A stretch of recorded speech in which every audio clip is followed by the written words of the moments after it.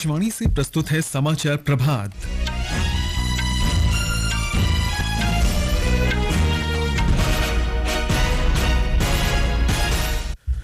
लोकसभा चुनाव के पहले चरण के लिए प्रचार जोर शोर से जारी। राजनीतिक दल उम्मीदवारों के लिए समर्थन जुटाने में व्यस्त। विदेश मंत्री डॉक्टर सुब्रमण्यम जयशंकर ने कहा, सरकार सीमा पार की किसी भी आतंकी गतिविधि से सख्ती से निपटने के लिए प्रतिबद्ध। वैसाखी, विशु और बोहाग बिहू सहित पारंपरिक फसल पर्व आज से देश भर में मनाए जा रहे हैं। ईरान के संभावित हमले से इजरायल की रक्षा के लिए अमेरिका ने पश्चिम एशिया में युद्धपोत भेजे। और लखनऊ में आईपीएल क्रिकेट में दिल्ली कैपिटल्स ने लखनऊ सुपर जायंट्स को 6 विकेट से हराया। समाचार प्रभात के साथ मैं निखिल कुमार। पहले चरण के मतदान में अब केवल 6 दिन शेष हैं। इसके साथ ही देश भर में चुनाव प्रचार तेज हो गया है। विभिन्न राजनीतिक दलों के नेता रैलियां कर रहे हैं। पहले चरण में 19 अप्रैल और दूसरे चरण में 26 अप्रैल को वोट डाले जाएंगे।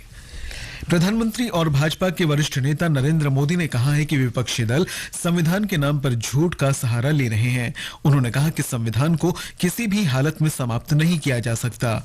राजस्थान के बाड़मेर में एक जनसभा में श्री मोदी ने कहा कि कांग्रेस ने दशकों तक अनुसूचित जाति तथा अनुसूचित जनजाति के साथ भेदभाव किया और आज संविधान के नाम पर झूठ बोल रही है। जहां तक संविधान का सवाल है, आप मान के चलिए और मोदी के शब्द लिख के रखिए, बाबा साहब आम्बेडकर खुद आ जाए तो भी संविधान खत्म नहीं कर सकते हैं। हमारा संविधान सरकार के लिए गीता है, रामायण है, महाभारत है, बाइबल है, कुरान है, ये सब कुछ हमारे लिए हमारा संविधान है। इसके बाद श्री मोदी ने राजस्थान के दौसा में रोड शो किया। उनके साथ राज्य सरकार की कैबिनेट मंत्री किरोड़ीलाल मीणा और दौसा से पार्टी प्रत्याशी कन्हैयालाल मीणा भी शामिल हुए।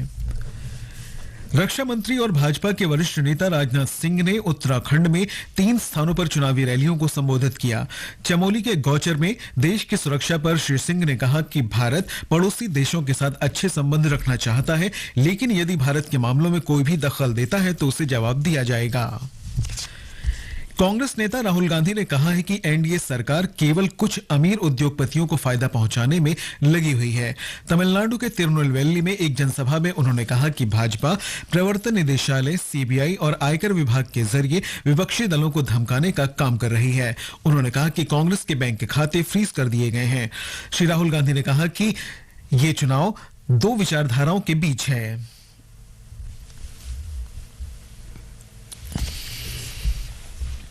उत्तराखंड में आज भाजपा, कांग्रेस और अन्य दलों के बड़े नेताओं की जनसभाएं होंगी।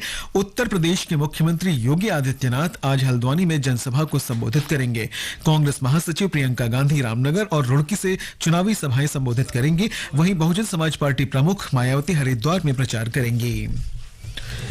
मध्य प्रदेश में लोकसभा चुनाव के तीसरे चरण के लिए नामांकन के पहले दिन कल 7 उम्मीदवारों ने पर्चे भरे। इस चरण में ग्वालियर, गुना, भोपाल, विदिशा, राजगढ़, मुरैना, सागर और भिंड में मतदान होगा। लोकसभा चुनाव के लिए देश के प्रमुख संसदीय निर्वाचन क्षेत्रों की श्रृंखला में आज केरल कोयम्बटूर लोकसभा निर्वाचन क्षेत्र की जानकारी दी जा रही है। इसमें 6 विधानसभा क्षेत्र हैं। 2021 के विधानसभा चुनावों में ऑल इंडिया अन्ना द्रविड़ मुनेत्र कड़गम अन्ना द्रमुक ने 5 और भारतीय जनता पार्टी ने 1 सीट जीती थी। भाजपा उम्मीदवार वनाती ने यह सीट अभिनेता कमल हासन को हराकर जीती थी। कोयम्बटूर लोकसभा निर्वाचन क्षेत्र कम्युनिस्टों का गढ़ रहा है। यहाँ वाम दलों ने 6 बार, कांग्रेस ने 3 बार और द्रविड़ मुनेत्र कड़गम ने 2 बार जीत हासिल की है। झारखंड और तेलंगाना के वर्तमान राज्यपाल सीपी राधाकृष्णन 1998 और 1999 में इसी निर्वाचन क्षेत्र से चुने गए थे। इस बार इस सीट पर मुकाबला त्रिकोणीय है। अन्ना द्रमुक के सिंगाई पी रामचंद्रन, पूर्व अन्ना द्रमुक नेता, पूर्व मेयर पी गणपति राजकुमार और प्रदेश भाजपा अध्यक्ष के अन्नामलाई इस सीट के प्रमुख दावेदार हैं। कोयम्बटूर में कुल 30,81,594 मतदाता हैं। जॉय की रिपोर्ट के साथ समाचार कक्ष से जसपाल कौर। निर्वाचन आयोग ने लोकसभा चुनाव के पहले चरण की तैयारियों की समीक्षा की है। आयोग ने कल पूरे देश में 350 से अधिक चुनाव पर्यवेक्षकों से चर्चा की। 19 अप्रैल को 21 राज्यों की 102 लोकसभा सीटों पर चुनाव होगा। इस चरण में निष्पक्ष और स्वतंत्र मतदान सुनिश्चित करने के लिए आयोग ने 127 सामान्य, 67 पुलिस और 167 व्यय पर्यवेक्षक तैनात किए हैं। निर्वाचन आयोग लोकसभा चुनाव में वरिष्ठ नागरिकों और दिव्यांगजनों के लिए घर से मतदान की सुविधा प्रदान कर रहा है। इस पहल के अंतर्गत 85 वर्ष से अधिक आयु वाले और 40% से अधिक दिव्यांगता वाले मतदाता घर से वोट देने का विकल्प चुन सकते हैं। इन मतदाताओं ने पहले और दूसरे चरण में वोट डालना शुरू कर दिया है। इस सुविधा के लिए देश भर में 81 लाख वरिष्ठ नागरिकों और 90 लाख दिव्यांग मतदाताओं ने अपना पंजीकरण कराया है। छत्तीसगढ़ में मतदाता जागरूकता अभियान के अंतर्गत कई अनूठे कार्यक्रम आयोजित किए जा रहे हैं। इनका उद्देश्य लोकसभा चुनाव में वोट डालने के लिए लोगों को प्रेरित कर 100% मतदान सुनिश्चित करना है। ब्यौरा हमारे संवाददाता से। छत्तीसगढ़ के रायपुर जिले में कल एक ही दिन में 7 लाख से अधिक लोगों ने मतदान करने की शपथ लेकर एक नया इतिहास रचा है। जिले में एक ही दिन में 29 विभाग और संस्थानों के लोगों ने वोट डालने की शपथ ली। राजधानी में कलेक्टोरेट के पास मल्टी लेवल पार्किंग की छत पर बारिश के बीच अनेक अधिकारियों और कर्मचारियों ने मतदान करने की शपथ ली। मतदाता जागरूकता अभियान के तहत ऐसे शपथ कार्यक्रम एक साथ तहसील कार्यालयों, विश्वविद्यालयों, शासकीय विभागों, रेलवे, बैंक, शैक्षणिक संस्थानों और ग्राम पंचायतों में आयोजित किए गए। विकल्प शुक्ला, आकाशवाणी समाचार, रायपुर। ये समाचार आकाशवाणी से प्रसारित किए जा रहे हैं। लोक निर्णय 2024 आम चुनावों पर विशेष कार्यक्रम। विदेश मंत्री डॉक्टर सुब्रमण्यम जयशंकर ने कहा है कि सरकार सीमा पार की किसी भी आतंकी गतिविधि से सख्ती से निपटने के लिए प्रतिबद्ध है। पुणे में कल डॉक्टर जयशंकर ने मुंबई में 26 नवंबर के आतंकी हमले के मामले में कांग्रेस सरकार का उदाहरण देते हुए कहा कि आतंकवाद से किसी भी हद तक जाकर निपटना होता है। उन्होंने विश्वास व्यक्त किया कि भारत को शीघ्र ही संयुक्त राष्ट्र में स्थायी सदस्यता मिलेगी। विदेश मंत्रालय ने ईरान और इजरायल की वर्तमान स्थिति को देखते हुए भारतीय नागरिकों से अगली सूचना तक दोनों देशों की यात्रा नहीं करने का परामर्श जारी किया है। दोनों देशों में रहने वाले भारतीयों को भारतीय दूतावासों से संपर्क करने और अपना पंजीकरण कराने का अनुरोध किया है। मंत्रालय ने कहा है कि म्यांमार, विशेषकर रखाइन प्रांत में भी सुरक्षा स्थिति गंभीर है। मंत्रालय के प्रवक्ता रणधीर जायसवाल ने कहा कि म्यांमार की यात्रा करने वाले भारतीयों को उचित सुरक्षा निर्देशों का पालन करना चाहिए। राष्ट्रीय अन्वेषण अभिकरण ने बेंगलुरु के रामेश्वरम कैफे विस्फोट मामले में 2 लोगों को गिरफ्तार किया है। इन लोगों को पश्चिम बंगाल के पूर्वी मेदिनीपुर जिले से गिरफ्तार किया गया। बेंगलुरु में 1 मार्च को यह विस्फोट हुआ था। कोलकाता में इन आरोपियों को विशेष अदालत ने 3 दिन के ट्रांजिट रिमांड पर बेंगलुरु भेजा है। इन अभियुक्तों पर 10 लाख रुपए का इनाम था। राष्ट्रपति द्रौपदी मुर्मू और उपराष्ट्रपति जगदीप धनखड़ ने वैसाखी, विशु, बोहाग बिहू, पोइला बोईशाख, वैशाखड़ी और पुत्तांडु पर लोगों को शुभकामनाएं दी हैं। ये पर्व आज और कल मनाए जा रहे हैं। राष्ट्रपति ने देश भर के किसानों की कड़ी मेहनत के लिए आभार व्यक्त किया और उनके जीवन में समृद्धि तथा शांति की कामना की। उपराष्ट्रपति ने कहा कि ये त्योहार विविधता में एकता की भावना को सुदृढ़ करते हैं। पंजाब में फसल कटाई का त्योहार बैसाखी उल्लास के साथ मनाया जा रहा है। वर्ष 1699 में आज ही श्री आनंदपुर साहिब में खालसा पंथ की स्थापना हुई थी।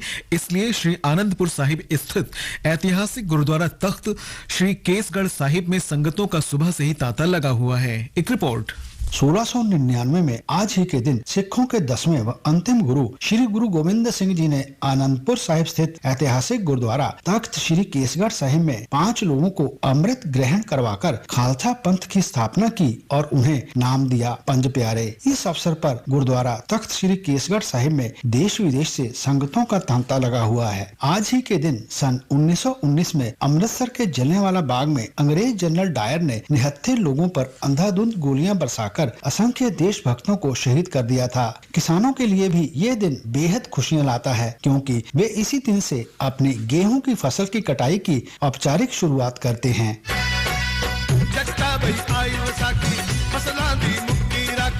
शिशु शर्मा शांतल, आकाशवाणी समाचार, जालंधर।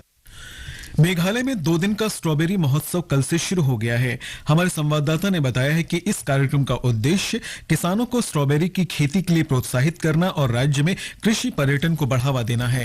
कल से शुरू हुए 2 दिवसीय उत्सव में आगंतुकों और किसानों को स्ट्रॉबेरी चुनने, स्ट्रॉबेरी के खेतों के आसपास साइकिल ट्रैकिंग करने, लोक गीत संगीत के साथ स्ट्रॉबेरी के पेय पदार्थों को बनाने की तकनीक एवं मार्केटिंग के बारे में जानकारी दी जा रही है। आयुक्त डॉक्टर विजय कुमार ने रिभोई जिले के सोहलिया में आयोजित स्ट्रॉबेरी महोत्सव के एक कार्यक्रम में कहा कि मेघालय में स्ट्रॉबेरी बहुतायत में पनपती है। उन्होंने स्ट्रॉबेरी की खेती के साथ पर्यटन को एकीकृत करने पर जोर देते हुए कहा कि स्ट्रॉबेरी महोत्सव का उद्देश्य आजीविका के नए अवसर पैदा करना और एग्रो टूरिज्म के उद्यमों को बढ़ावा देना है। परितोष दीक्षित, आकाशवाणी, शिलांग।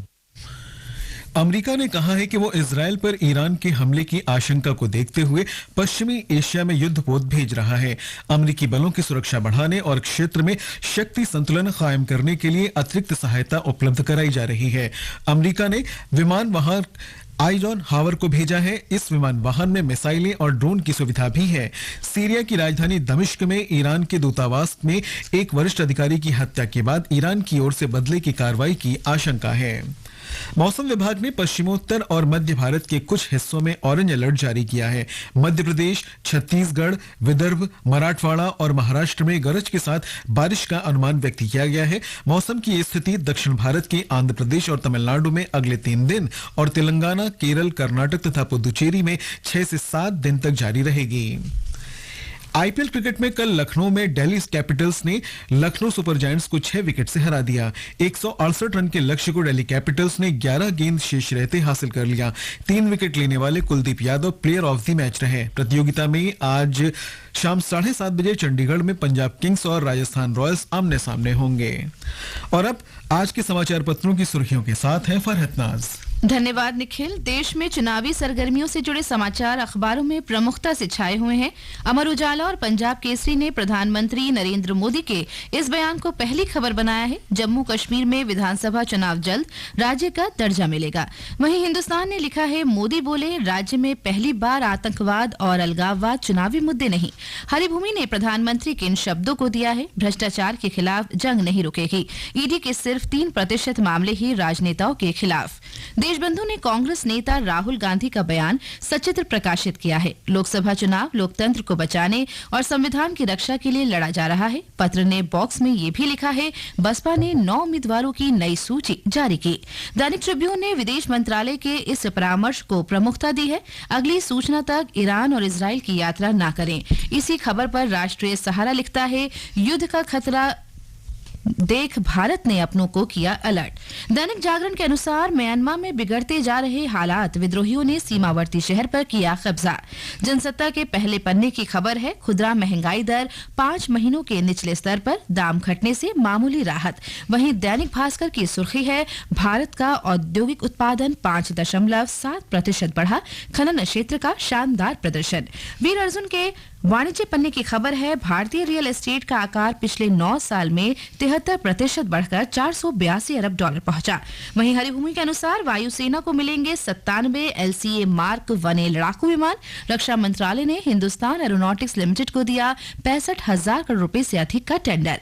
पंजाब केसरी लिखता है, प्रतिबंधित आतंकी संगठन का खालिस्तानी सदस्य प्रभप्रीत सिंह दिल्ली अंतर्राष्ट्रीय हवाई अड्डे से गिरफ्तार किया गया। वहीं राजस्थान पत्रिका ने खेल पन्ने की सुर्खी है, मैरीकॉम ने पेरिस ओलंपिक के लिए भारत के शेफ डी मिशन पद से इस्तीफा दिया। और अंत में मुख्य समाचार एक बार फिर। लोकसभा चुनाव के पहले चरण के लिए प्रचार जोर शोर से जारी, राजनीतिक दल उम्मीदवारों के लिए समर्थन जुटाने में व्यस्त। विदेश मंत्री डॉक्टर सुब्रमण्यम जयशंकर ने कहा, सरकार सीमा पार की किसी भी आतंकी गतिविधि से सख्ती से निपटने के लिए प्रतिबद्ध।